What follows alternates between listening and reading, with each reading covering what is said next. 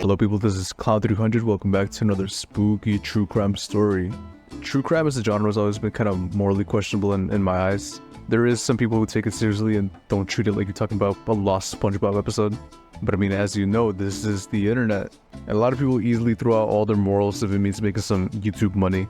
Like, I don't know how many of you know who Stephanie Sue is. Around 5 years ago, she uploaded mukbangs, but then after beefing with Nikocado Avocado for a while, she decided to update her mukbangs by talking about true crime cases during them. For example, she made a video talking about the Travis the chimpanzee case. It's a really messed up story about a chimp who was raised by humans that ended up severely disfiguring one of the owner's friends. And then if that wasn't bad enough, the 911 call pissed people off. The woman was like, "I need armed police officers up here fast." And the operator was like, damn for real. That shit pissed me off so much, like I want to strangle that guy. But something else that pissed me off was Stephanie Sue's video on it. Could you imagine if you or someone you know went through some messed up shit and some YouTuber made a video on it with this as the thumbnail? Travis the pet chimpanzee tore off a woman's face. The terrifying 911 call. 10-pound burger mukbang, Jesus Christ. I personally think that one's the worst, but she had way more than just this one. For example, why were his head and foot detached? The sketchy body in the barn case. Giant McRib mukbang. She was stabbed 20 times in a completely locked room. Fried chicken taco mac and cheese mukbang. If I ever die, I want the whole world to learn about it from a fucking mukbang. And it better be a Cane's mukbang too, one of those big ass cups of cane sauce.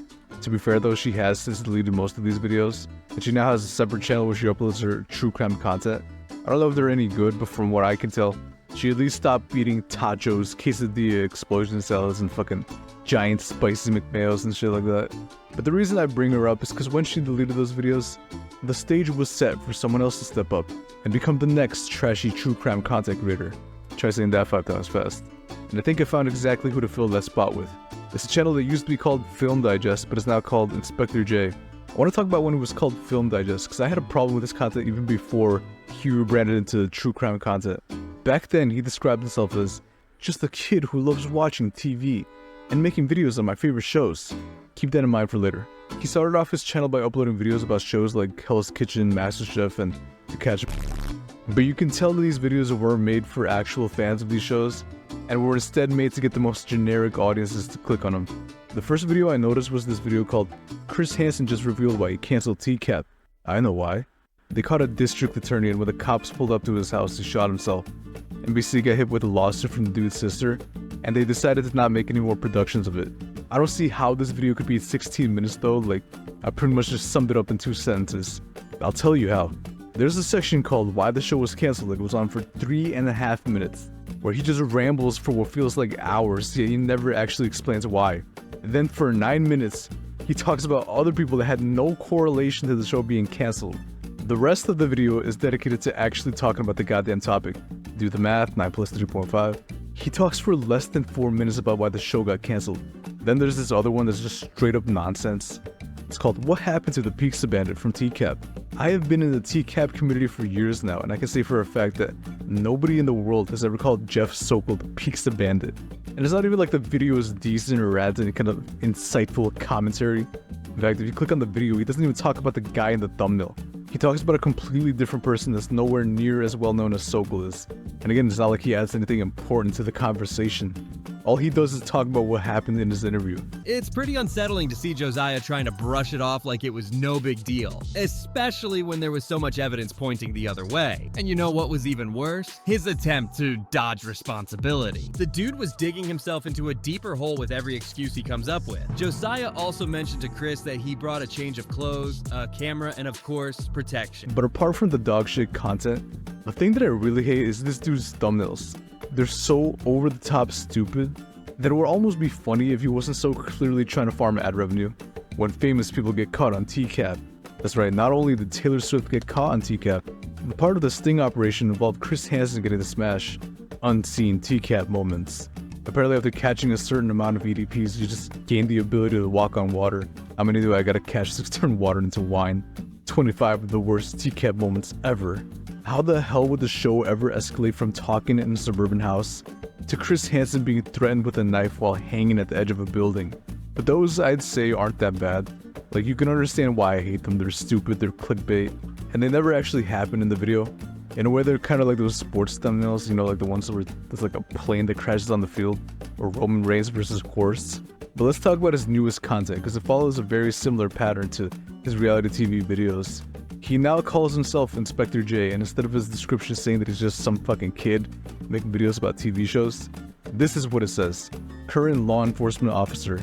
In my free time, I enjoy making videos about our justice/policing system. I hope you enjoy them. Now that's crazy to me, because 4 months ago you were just uploading clickbait Hell's Kitchen videos as a kid who loved watching TV. And in the span of 1 month, somehow got a job as a cop. A round of applause for this guy, like for real. Not a lot of people can complete the 640-hour training course in under a month. Now, I'm not exactly gifted with as much free time as a lot of people. In between work, learning like 3 different things, and dying, I don't have as much free time as I'd want to make videos. So to me, it's crazy that a cop who works 40 hours a week has the time to upload 14 videos every week, all ranging from as short as 20 minutes to as long as 2 hours. Is he just that good at finding enough cases to upload daily true crime videos? Yeah, no, if that was the case, I wouldn't be making this video. A lot of his videos, especially on the EDP videos, reuse footage from cases that he's talked about in the past. He's made about 300 videos in the past 4 months, and I'd be here forever if I talked about all the examples, so let me just show you 2.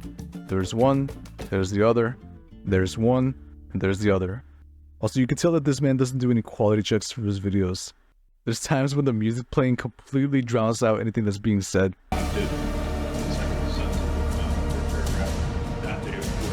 Like, imagine if I did that shit for my videos. Good evening, friendo. My name is Clown. Welcome back to another video. Today I'm going to be talking about how Wano's channel is completely dead. Come on, dude. I know you upload like twice a day, but at least pretend like you give a fuck about the shit that you upload.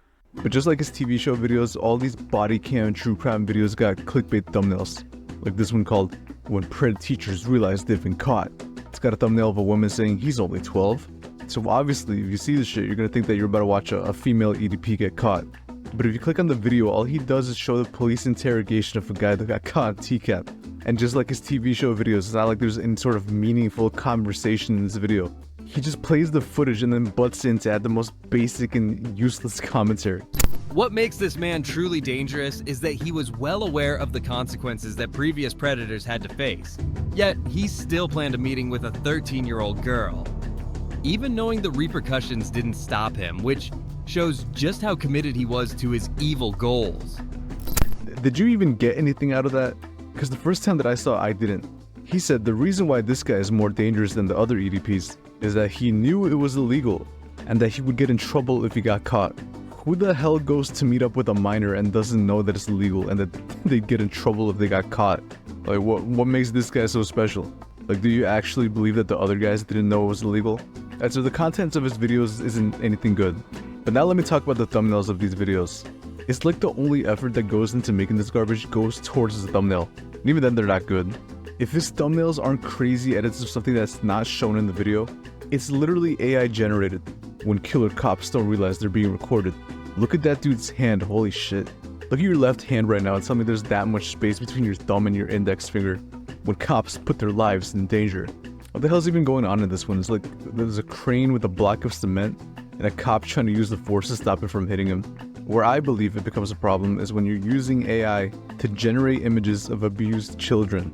If I'm allowed to show this in the thumbnail, then you already know what I'm talking about, but if not, this is what I'm talking about.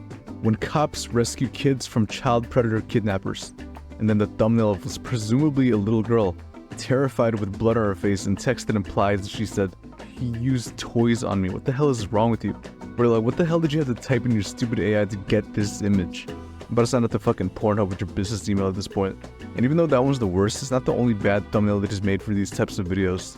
There's a lot of thumbnails where the title is something like EDP's caught in the act. I'm gonna have to blur this, but the thumbnail shows what's implied to be an EDP, who either did some illegal shit or is in the process of doing it.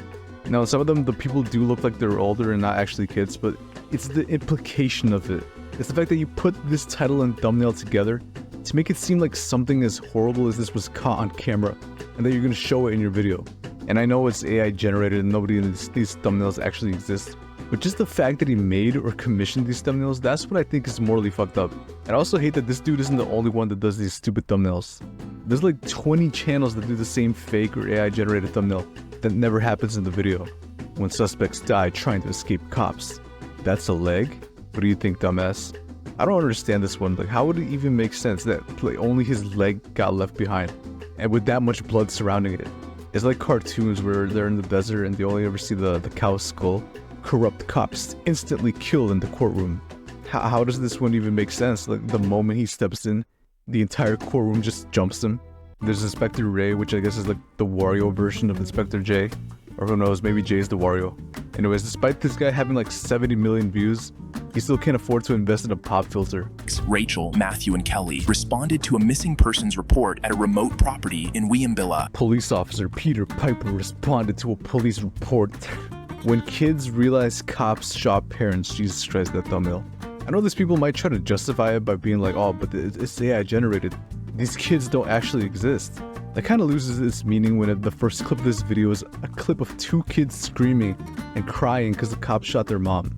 I'm not gonna play it here because it's messed up, but I'm serious. One of the first clips in this video is two little kids crying violently because they just lost their mom. Do you not see a problem with this shit? We got bodycam detective whose description says, breaking down bodycam footage in a way that's understandable and appropriate for everyone. Does this look like it's appropriate to you? When cops almost die in the job. This video is fully monetized, by the way. Like, I don't know how, but yeah, I guess this somehow got past YouTube's auto moderator. We got felon's footprints, who, from what I can tell, is the same person as the bodycam detective. I'm not even joking, by the way. Like, listen to their voices side by side. Here are terrifying moments when the lives of cops almost ended. Starting with a female cop who was in the arm while trying to arrest a young man. 7 times when crazy shoplifters get humbled by cops. Starting with the case of these entitled teen... He's got a video called When Crazy Teenage Parties Lead to Arrests.